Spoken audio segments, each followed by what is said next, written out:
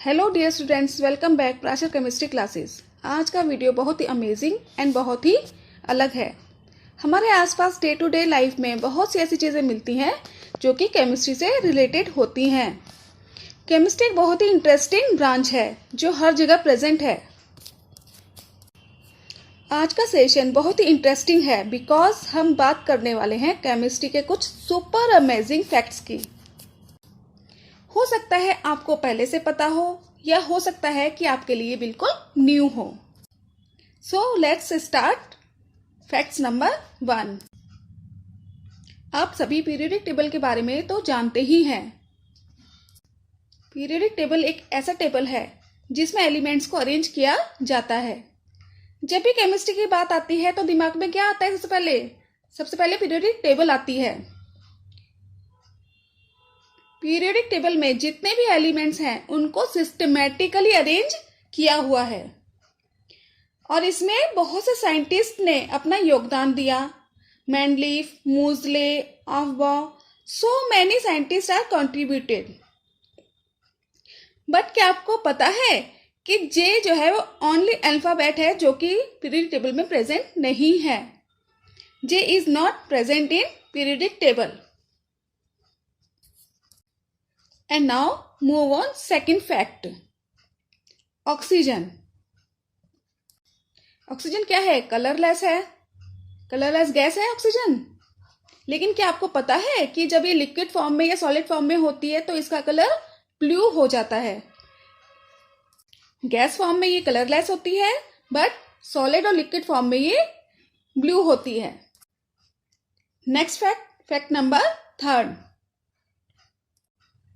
अगर आपकी एल्बो यानी कोहनी किसी से टकराती है तो आपको एक झटका सा लगता है, एक करंट जैसा फील होता है, शॉक जैसा लगता है। तो ऐसा क्यों होता है? कभी आपने सोचा है कि इसके पीछे क्या रीजन है, क्या साइंस है? लेकिन ऐसा किसी और बॉडी पार्ट के साथ नहीं होता। क्यों नहीं होता?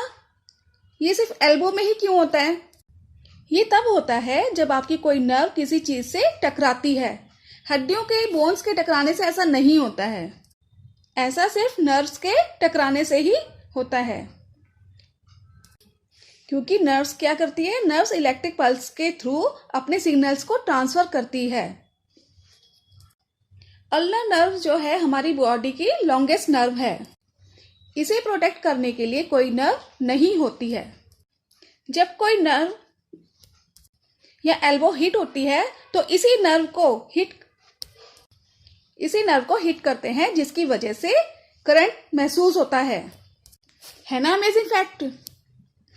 Next fact number 4। Fact number 4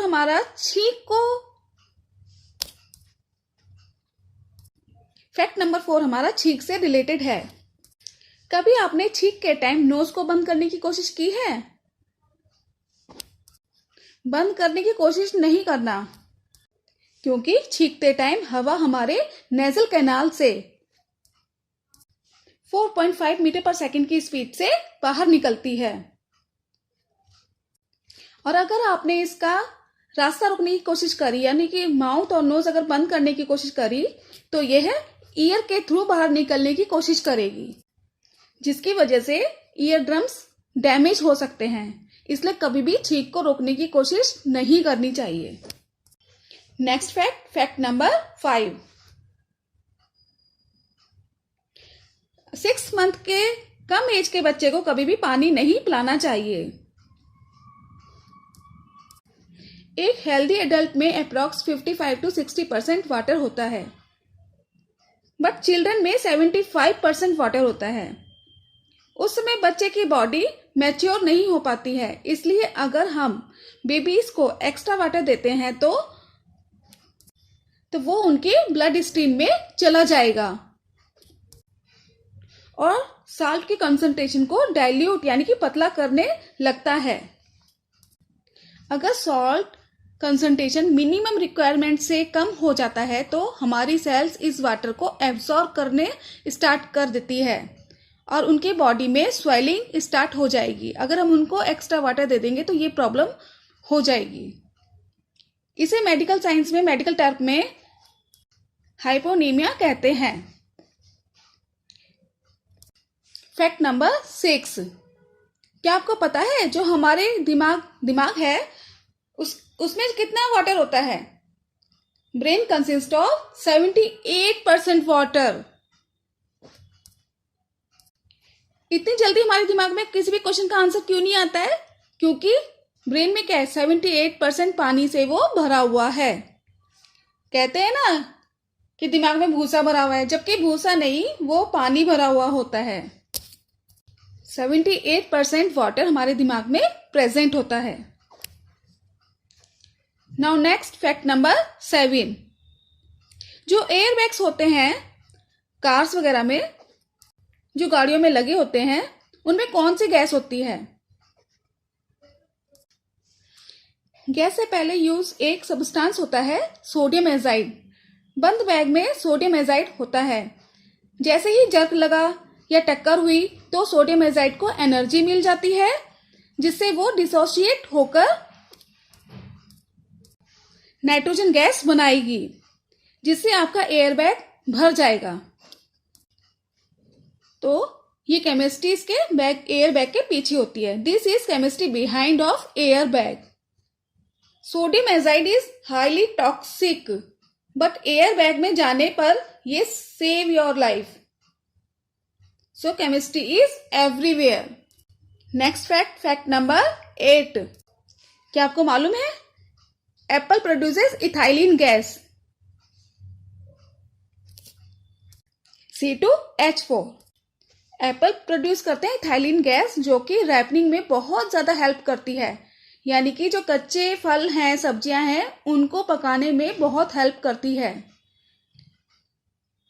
अगर हम एप्पल्स के पास कच्चे टमाटर, एवोकाडो, इस तरह की सब्जियां, फल रख दें तो वह पक जाएंगे। Apple gives off ethylene gas, जो कि एक्सेलरेट हाई कर देती है राइपनिंग के प्रोसेस को, और आपकी जितनी भी कच्चीज वेगीज हैं या फ्रूट्स हैं वो पकना शुरू हो जाते हैं। नेक्स्ट फैक्ट नंबर 9, आपको ये जानकर हैरानी होगी कि डायनामाइट को बनाने में मूंगफली का यूज होता है। मूंगफली से नाइट्रोग्लिसरीन नामक विस्फोटक बनाया जाता है, जो कि डायनामाइट में यूज होता है। नेक्स्ट फैक्ट नंबर 10, बिजली कड़कते हुए तो सभी ने देखी होगी। बहुत तेज आंधी तूफान जब होता है तो बहुत तेज बिजली कड़कती है, और ऐसे में बाहर जाने को भी मना किया जाता है, और बहुत तेज आवाज भी आती है बिजली कड़कने के साथ में। तो आपने कभी सोचा है कि ऐसा क्यों होता है, कि ये आवाज किसकी वजह से आती है, और बिजली कैसे बनती है, कैसे वो प्रोड्यूस होती है, इसके पीछे क्या साइंस है? Lightning occurs when charges produce due to rubbing, यानी कि किसी के रगड़ने से जो चार्ज प्रोड्यूस होता है उसी से बिजली कड़कती है। आइए थोड़ा सा इसके बारे में जानते हैं। पहले क्या होता था, बहुत ही पुराने एंशिएंट टाइम में पीपल्स जो है वो जानते ही नहीं थे कि लाइटनिंग किसकी वजह से होती है। लेकिन अब तो साइंस बहुत ज्यादा डेवलप हो गई है, बहुत ज्यादा बढ़ गई है, अपनी समझ में आती है कि हाँ किस चीज के पीछे क्या रीजन है। जैसा कि आपने देखा होगा कि सॉकेट में भी लाइट कनेक्शन जब लूज हो जाता है तो स्पार्कलिंग होती है। स्पार्किंग होती है ना, तेज लाइट से चमकती है और फ्यूज उड़ जाता है। ऐसे ही अगर स्काई में आपने बिजली को कड़कते हुए तो देखा ही होगा। इसके पीछे कारण क्या होता है? How lightning occurs. तूफानी रात में क्लाउड्स में इलेक्ट्रिक डिस्चार्ज क्रिएट होता है। यह तेजी से स्काई से ग्राउंड की साइड आता है, इसलिए लाइटनिंग के टाइम बाहर निकलने को मना किया जाता है। इसी इलेक्ट्रिक डिस्चार्ज को हम स्टैटिक इलेक्ट्रिसिटी कहते हैं। ये दो चीजों के बीच फ्रिक्शन यानी रगड़ से क्रिएट होता है। थंडर स्टॉर्म में यानी कि आंधी तूफान में, बारिश में एयर करंट मूव करता है upward and water droplets move towards downwards. इस कंडीशन में सेपरेशन ऑफ चार्ज होगा। पॉजिटिव चार्ज ऊपर की साइड और negative charge lower side cloud में जरूर इसमें होता है। ठीक है, this charge flow to meet and produces lightning. जैसे कि आपने ये भी चीज़ महसूस की होगी कि अगर क्लॉथ्स को हम डार्क में, अंधेरे में चेंज करते हैं तो कुछ स्पार्क जैसा देखने को मिलता है, कुछ आवाज़ आती है, चटक चटक की आवाज़ भी आती है। तो इसके पीछे भी क्या रीज़न है कि दो चीज़ों के रगड़ने से स्पार्कलिंग हो रही है, इलेक्ट्रिक डिस्चार्ज फ्लो हो रहा है। सबसे पहले अमेरिकन साइंटिस्ट बेंजामिन फ्रैंकलिन ने ये फिनोमेना बताया था, पर उस टाइम किसी ने भी इस बात पर यकीन नहीं किया था।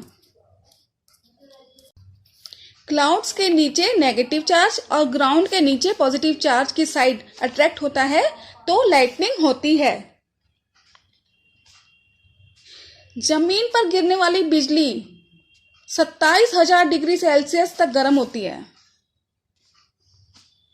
और ये आवाज क्यों आती है? बिजली जब कड़कती है तो बहुत तेज आवाज आती है ना। बिजली को एक जगह से दूसरी जगह आने में कुछ टाइम लग जाता है, जिसे आसपास की एयर को एक्सपेंड होने में टाइम लग जाता है। इसलिए पहले ये हीटेड एयर कंप्रेस हो जाती है और बाद में एटमॉस्फेयर प्रेशर से 100 टाइम्स ज्यादा प्रेशर से धमाके के साथ बाहर की ओर ऑल डायरेक्शंस में फैल जाती है, जिससे कि हमको बहुत तेज आवाज सुनाई देती है। इसी को हम बादल गरजना कहते हैं। है ना amazing facts students. I hope आपको ये वीडियो पसंद आया होगा। नेक्स्ट वीडियो में स्टूडेंट्स मैं आपको बहुत ही केमिकल्स के बारे में बताऊंगी जो कि बहुत ज़्यादा डेंजर होते हैं, उनको कैसे हम हैंडल कर सकते हैं, उनमें क्या प्रिकॉशंस रखनी चाहिए, उन केमिकल्स के बारे में मैं आपको जानकारी दूंगी, आपके साथ शेयर करूंगी। सो केमिस्ट्री प्रैक्टिकल के साथ प्रिकॉशंस करनी होती है। हम जब भी केमिस्ट्री करते हैं, प्रैक्टिकल करते हैं, तो ये प्रिकॉशंस के साथ ही प्रैक्टिकली करनी होती है। तो ये थे दिमाग हिला देने वाले साइंटिफिक फैक्ट्स। वीडियो पसंद आई तो इसे like, share, comments and subscribe करना ना भूलें।